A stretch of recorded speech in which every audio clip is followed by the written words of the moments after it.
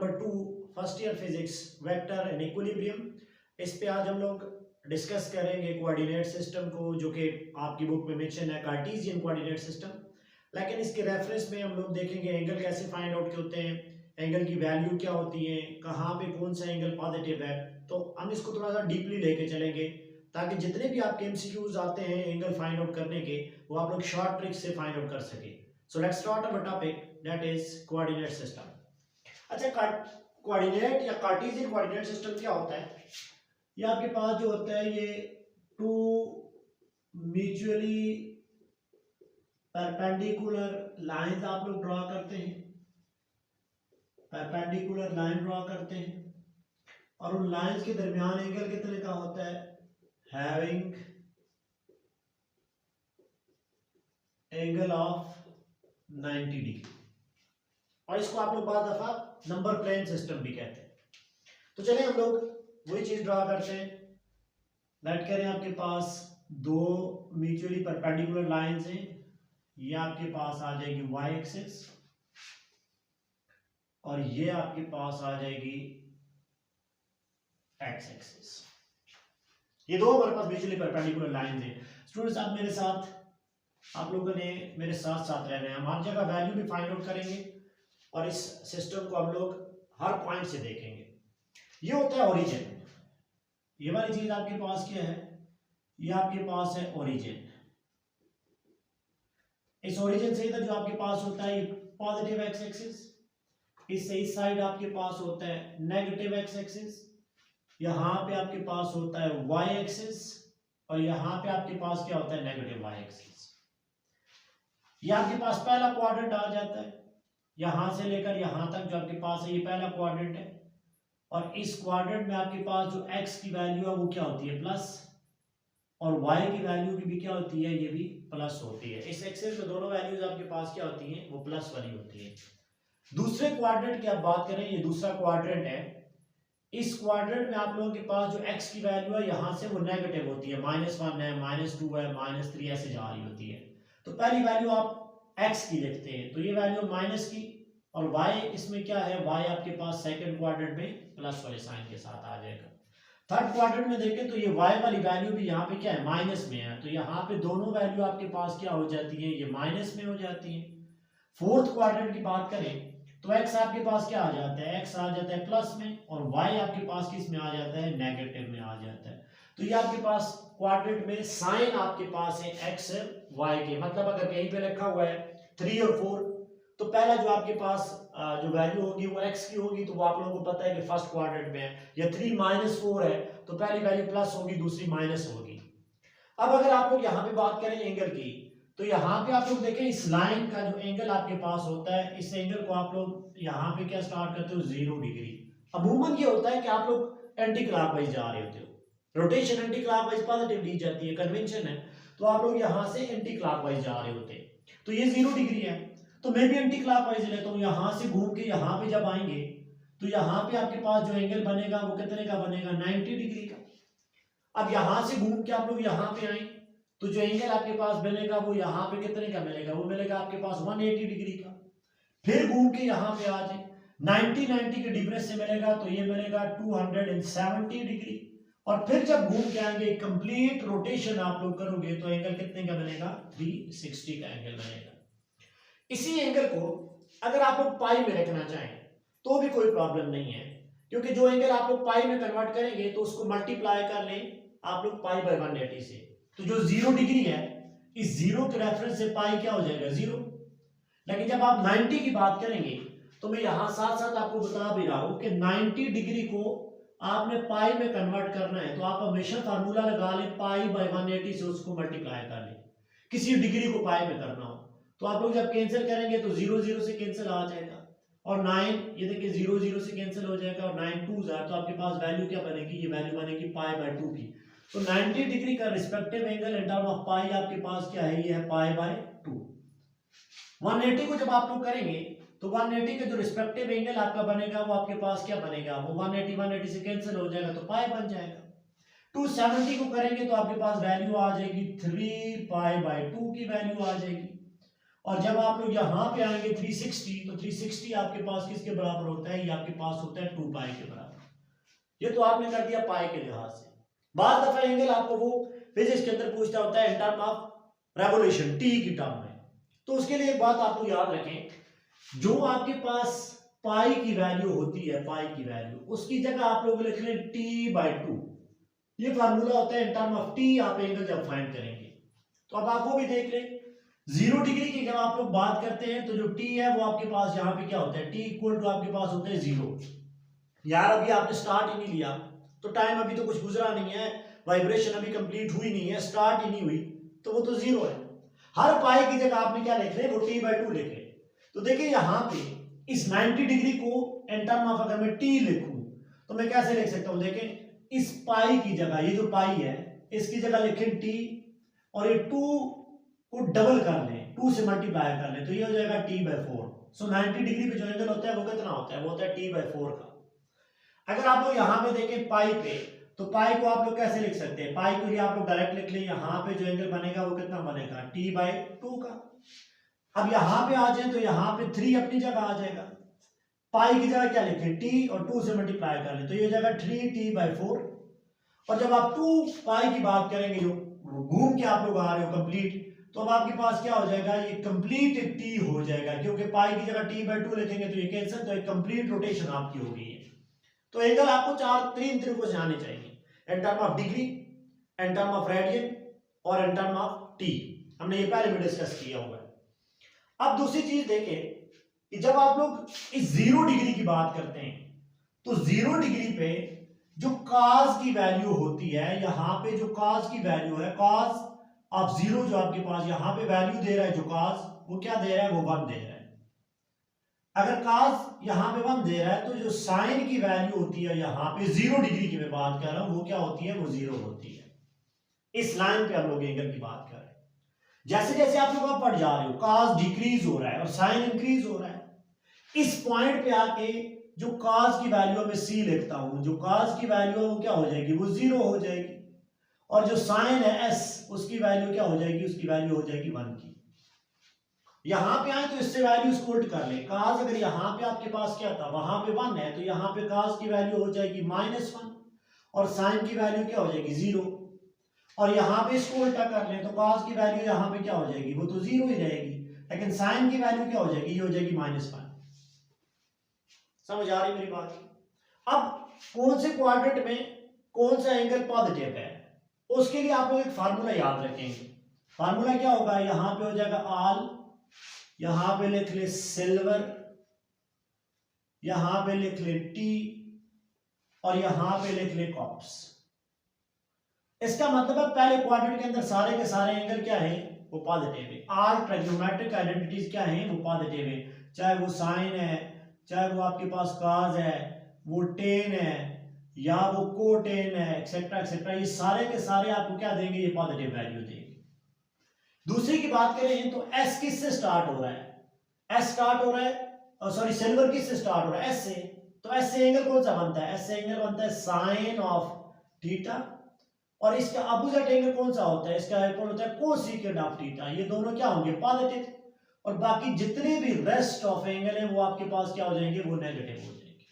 मतलब दूसरे क्वाड्रेंट में 90 से 180 साइन ऑफ 135 पॉजिटिव होगा, लेकिन cos ऑफ 135 नेगेटिव होगा। बस ये चीज आपने याद रखनी है। अब तीसरे की बात करें तो तीसरा किससे स्टार्ट हो रहा है? टी से। टी का मतलब है tangent of theta, tangent of theta, और दूसरा इसका कौन सा है? कोटेंजेंट ऑफ थीटा, इसके रेसिप्रोकल। ये दोनों होंगे पॉजिटिव, और बाकी जितने भी है इस क्वाड्रेंट में क्या हो जाएंगे? वो नेगेटिव। मतलब साइन भी नेगेटिव है, cos भी नेगेटिव है, सिर्फ टेंजेंट और कोटेंजेंट यहां पे पॉजिटिव होंगे। थर्ड क्वाड्रेंट की बात करेंगे।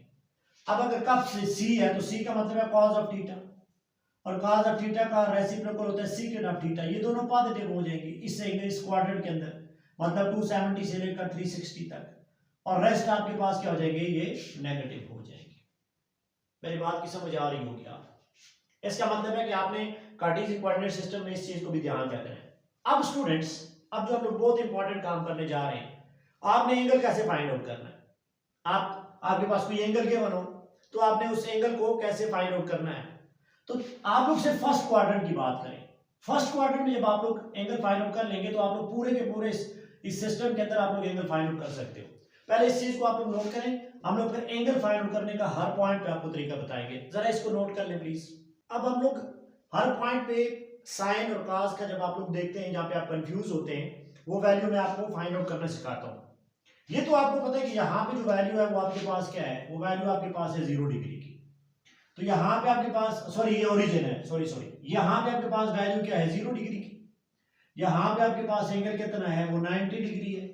यहाँ पे जो एंगल रिस्पेक्टिव आपके पास है 180। यहाँ पे कितना बन रहा है, यहाँ पे बन रहा है 270 डिग्री।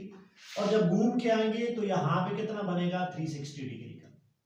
हम लोग जो पहला एंगल फाइंड आउट कर रहे हैं, पहला एंगल मैं बताऊंगा, वो आप लोगों को फाइंड करना पड़ेगा आप लोगों को 30 डिग्री पे। अगर 30 डिग्री पे वैल्यू पता है और दूसरी जो आपके पास जो वैल्यू है वो अगर आपको पता है 45 डिग्री पे अगर आपको पता है, तीसरी वैल्यू अगर आपको पता है सपोज करें ये 60 डिग्री है और फिर 90 पे, मतलब आपको कहां पे वैल्यू पता करनी है, 30 पे, 45 पे, 60 पे और 90 पे साइन और कॉस की।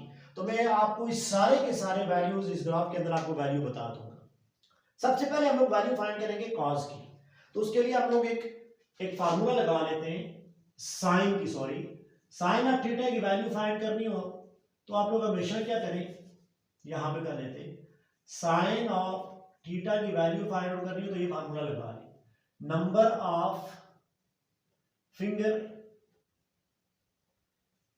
ये हमने पहले भी किया हुआ है, बिलो डिवाइडेड बाय 2 और ये अंडर रूट में है। हम लोग एंगल कहां पे फाइंड कर रहे हैं, हम लोग एंगल फाइंड कर रहे हैं साइन का 30 पे, 45 पे, 60 पे और 90 पे। मतलब एंगल कहां पे फाइंड कर रहे हो, एंगल आप लोग फाइंड कर रहे हो 0 डिग्री पे, देन आप लोग फाइंड कर रहे हो 30 डिग्री पे, देन फाइंड कर रहे हो 45 डिग्री पे, देन आप लोग कर रहे हो 60 डिग्री पे एंड देन आप लोग कर रहे हो 90 डिग्री पे। तो आप लोग एक ट्रिक लगा रहे हैं, देखिए मैंने जो ये फार्मूला लगाया वो किसके लिए, अपने लेफ्ट हैंड को ऐसे स्ट्रेच करें, सबसे पहली वाली फिंगर को मान लें ये 0 डिग्री है, दूसरी वाली फिंगर को माने ये 30 डिग्री है, इसको माने ये 45 डिग्री है, इसको माने ये 60 है और ये वाला 90 है। मतलब ये 1 2 3 4 5 लाइंस है, तो 5 फिंगर के साथ आप इनको मैच करवा लें। अब 0 डिग्री है ना, तो 0 डिग्री पे ये वाली फिंगर आपकी सबसे स्मॉल फिंगर, इसको प्रेस करके ताकि आपको याद रहे तो आप ये फार्मूला लगा लें, नंबर ऑफ फिंगर बिलो। यार इससे बिलो तो कुछ है नहीं, तो नंबर ऑफ फिंगर बिलो की जाके आ जाएगा, वहां पे वैल्यू आपके पास आ जाएगी 0। तो जब आप लोग 0 डिवाइड बाय 2 करेंगे तो साइन ऑफ 0 डिग्री पे वैल्यू, साइन क्या दे देगा, साइन वैल्यू दे देगा 0 की। अब 30 की बात करें, आप लोग अपने उसी हाथ को, 30 में कौन सी उंगली थी, सेकंड थी, तो सेकंड की बात करें तो नंबर ऑफ फिंगर बिलो कितनी है, 1 है, √1 बाय 2। √1 किसके बराबर होते हैं यार, वो 1 के बराबर होते हैं। तो साइन ऑफ 30 की वैल्यू क्या होती है, 1/2। 45 की वैल्यू देके ये फार्मूला लगाएं तो आप उसको सॉल्व करें तो हो जाएगा 1/√2। 60 की आप लोग देखें तो 60 ये वाली फिंगर है, तो नंबर ऑफ फिंगर बिलो कितनी है, 1 2 और 3। अंडर रूट आपके पास क्या आ जाएगा, √3/2 आ जाएगा। और 90 के बिलो फिंगर कितनी है, 1 2 3 और 4, तो √4। देखिए ये वाला फार्मूला √4, इसकी वैल्यू आएगी 2, तो 2 डिवाइड बाय 2 आपके पास वैल्यू क्या आ जाएगी, 1। इसका मतलब है साइन की वैल्यू तो आपने फाइंड आउट कर ली है। तो चलिए हम लोग साइन की वैल्यू लिख लेते हैं। साइन ऑफ 0 पे वैल्यू क्या है, 0 है। मैं पहले यहाँ पे साइन की वैल्यू देके लिख रहा हूँ, साइन ऑफ 30 की वैल्यू देखिए क्या बन रही है, ये वैल्यू बन रही है आपके पास 1/2। 45 की वैल्यू देखें तो ये वैल्यू बन रही है 1/√2। 60 की वैल्यू देखें तो 60 की वैल्यू क्या बन रही है, 60 की वैल्यू बन रही है √3/2। और 90 पे साइन की वैल्यू क्या बन रही है, ये वैल्यू बन रही है 1। अब cos की अगर लिखनी है ना तो इसको रिवर्स कर लें, मैं यहां पे लिख रहा हूं cos की, तो ये इसको वैल्यू को रिवर्स लिख रहे हैं इसी एंगल के लिए, तो यहां पे आ जाएगा 1, दूसरा क्या है, दूसरा है √3/2, तीसरा तो यही हो जाएगा 1/√2, ये हो जाएगा 1/2 और ये 0। अब यहां पे मैं cos की वैल्यू भी लिखता हूं, तो cos की वैल्यू में चले इससे पहले लिख लेता हूं, ये चीज आपने याद रखनी है। तो यहाँ पे cos की वैल्यू क्या होती है, यहाँ पे cos होती है 1, तो पहली वैल्यू आपकी 0 डिग्री पे आ गई है। अब दूसरी यहाँ पे देखें 30 डिग्री पे cos की वैल्यू, तो cos की वैल्यू क्या है, √3/2, तो मैं पहले लिखता हूं √3/2, ये मेरे पास cos की भी आ गई और sin की भी आ गई। 45 पे cos की वैल्यू भी वही है 1/√2, तो मेरे पास दोनों वैल्यूज आ गई हैं। 60 डिग्री की बात करें तो cos की वैल्यू क्या आ रही है, cos की वैल्यू आ रही है 1/2, मैंने दोनों वैल्यू लिख ली। और 90 डिग्री पे cos की वैल्यू क्या आ रही है, वो 0 आ रही है। अब ये वाली वैल्यूज आपने लिख ली है। अब आपको पता है जो पहली वैल्यू है वो किसकी है, ये बात याद रखें, पहली cos की है, दूसरी sin की है। अब पहला क्वाड्रेंट तो आपने सॉल्व कर लिया है, अब थर्ड क्वाड्रेंट में आ जाए। थर्ड क्वाड्रेंट में है तो वही चीज आपने करनी है। देखिए यहां से कितना ऊपर गए, पहली बार 30 डिग्री ना, तो 180 से 30 डिग्री आप लोग नीचे आ जाएं। तो जब 180 से 30 डिग्री आप लोग नीचे आएंगे तो जो वैल्यू बनेगी 180 से 30 डिग्री आगे आ जाए तो वैल्यू क्या बनेगी, 210 डिग्री बनेगी। फिर अगला कितना गए आप लोग, 30 से 45 15 डिग्री, तो यहां से 15 और आ जाए। जब 15 और आएंगे तो वैल्यू क्या बनेगी, 210 से 15 ऐड करें तो 225 डिग्री। फिर आगे कितना गए, फिर 15 गए ना, 45 से 60, तो यहां से फिर चले जाए। जब फिर आप लोग जाएंगे तो ये वैल्यू कितनी बनेगी, 225 से 15, तो ये वैल्यू बन जाएगी 240 की और आगे 270 की। अब आप लोगों ने क्या करना है, इन वैल्यूज के साइन चेंज कर देने हैं बस। देखिए ना यार, जब यहां से ऊपर गए हो ना तो वैल्यू क्या बनी है, √3/2 और 1/2, तो यहाँ पे जो 210 पे वैल्यू बनेगी ना उसके साइन चेंज कर लें। तो जब साइन चेंज करेंगे तो वैल्यू क्या बनेगी, यहाँ पे वैल्यू बनेगी -√3/2 और -1/2। 225 पे वैल्यू यही बनेगी माइनस के साथ, तो -1/√2 और दूसरी भी वैल्यू माइनस, दोनों के साइन चेंज करने। 60 के करस्पॉन्डेंस वैल्यू क्या बनेगी 1/2 ना, तो यहाँ पे वैल्यू बनेगी -1/2 और -√3/2। और 70 पे भी साइन चेंज कर लें, 0 का चेंज करें तो कोई मसला नहीं है, 0 ही रहेगा, और उसका चेंज करें तो -1 आ जाएगा। ये दो क्वाड्रेंट आपके क्लियर हो गए। अब चलें इधर आ जाते हैं, इस वाली वैल्यू पे आ जाते हैं। मैं इसको रेज कर रहा हूं, अब इस वाली वैल्यू पे आ जाए। इस वाली वैल्यू पे आ जाए तो जैसे यहां से ऊपर कितने गए थे, आप फिर गए थे 30 डिग्री, तो 90 से आगे भी आप लोग 30 डिग्री चले जाए। चले मैं ये जा रहा हूं, ये मेरे पास फिर 30 है, अगला फिर कितना, 90 से 30 जाएंगे तो कितना आ जाएगा, 90 से 30 आ जाएंगे तो ये आपके पास आ जाएगा 120 डिग्री। 90 और 30 120 डिग्री। आगे आगे फिर 15 डिग्री जाए, देखिए इन दोनों के दरमियान कितना गैप है 15 का, तो 120 से 15 पे जाए तो अब आपके पास क्या आ जाएगा 135, तो ये वैल्यू कुछ आपकी यहाँ पे आ जाएगी 135 डिग्री पे। फिर आगे एक और बार 15 पे जाएं, 115 पे आगे जाएंगे तो आपके पास वैल्यू क्या आ जाएगी, ये आ जाएगी 150 डिग्री। और अगली वैल्यू आप लोग ऐड करें 40 डिग्री, तो 150 और 40 आपके पास, सॉरी 30 डिग्री ऐड करें, 150 और 30 क्या आ जाता है 180। अब वैल्यू कैसे फाइंड करनी है, इधर इन दोनों वैल्यू की जगह चेंज करनी है। तो पहले वैल्यू क्या लिखी है, √3/2 और 1/2, तो आपने पहले क्या लिखनी है, आपने लिखनी है पहले आपने लिखनी है 1/2 और फिर क्या लिखनी है √3/2, और पहली वैल्यू के साथ आपने क्या लिख लेना है, आपने पहली वैल्यू के साथ माइनस साइन कर देना है, पहली वाली वैल्यू के साथ माइनस, तो ये वैल्यू आपकी यहां पे आ गई 120 डिग्री पे। 135 पे इन दोनों की वैल्यू चेंज करें, तो दोनों की पोजीशन चेंज करें कोई फर्क नहीं पड़ेगा, आप लोग लिखेंगे 1/√2 और दूसरी भी वैल्यू क्या है 1/√2, लेकिन पहली वैल्यू के साथ माइनस डाल लें। 150 पे वैल्यू क्या बनेगी, इन दोनों की पोजीशन चेंज करें, पोजीशन चेंज करेंगे तो वैल्यू बनेगी आपके पास √3/2 और ये वैल्यू क्या बन जाएगी 1/2 और पहली वैल्यू के साथ माइनस डाल लें, और यहां पे आपने इसकी पोजीशन चेंज कर लेनी है, तो 0 है तो 0 - 0 में कोई फर्क नहीं पड़ेगा, लेकिन आपने यहां पे इन दोनों की पोजीशन चेंज करें तो 1 और 0 और पहले के साथ साइन चेंज करें तो ये वैल्यू आ गई। अब अगर ये वैल्यू आ गई है ना तो आप लोग इस फोर्थ क्वाड्रेंट को भी सॉल्व कर सकते हैं। कैसे, अब आप लोग देखें इधर से फिर आप लोग वही काम करें, 270 से यहां से कितना ऊपर गए थे 30 ना, तो आप लोग पहले 270 से आगे चले जाएं 30 डिग्री, 270 से आगे 30 जाएंगे तो आपके पास आ जाएगा 300 डिग्री। फिर अगला कितना गए थे 15, तो अगली वैल्यू आपको मिलेगी 315 पे, अगले फिर 15 तो 300 एंड क्या मिलेगी आपको 330 डिग्री पे मिल जाएगी, और फिर आपको 360 पे। अब ये वैल्यूज एज इट इज रख के जस्ट आप लोगों ने क्या करना है, इनके साइन चेंज कर लेने। ये -1/2 है तो यहाँ पे क्या मिलेगा, वहां पे 1/2 मिल जाएगा, √3/2 है तो ये वैल्यू जाएगी -√3/2। तो इस तरह से यहाँ पे भी आप लोग वैल्यूज को फाइंड आउट कर सकते हैं। आपका पूरे का पूरा जो कोऑर्डिनेट सिस्टम है, आपको कहीं पे भी वो एंगल दे रहा है तो आप लोग इस ट्रिक से वो वैल्यू फाइंड आउट कर सकते हैं, वहां पे कोई भी आपके पास कंफ्यूजन नहीं होगी जब आप लोग एक परफेक्ट एंगल की बात करते हो या कोऑर्डिनेट सिस्टम की बात करते हो। और एक और चीज आप लोगों ने भी याद रखनी है कि जब आप लोग इस लाइन को देखते हो ना तो एंगल बेसिकली इस लाइन से आप लोग मेजर करते हो।